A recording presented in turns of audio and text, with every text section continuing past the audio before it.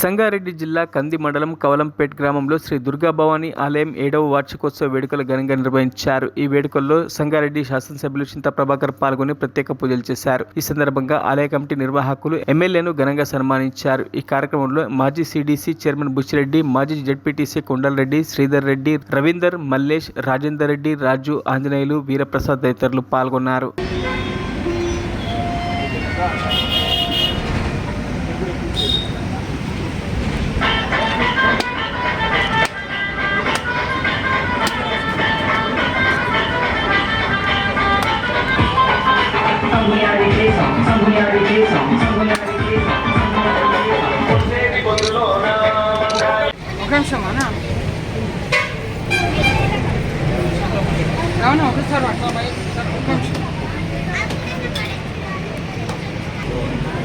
ఇక్కడ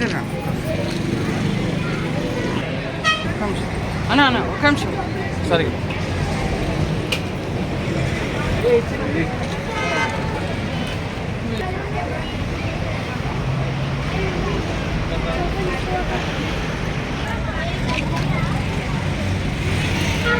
మరిన్ని అప్డేట్స్ కోసం మా ఛానల్ని సబ్స్క్రైబ్ చేయండి.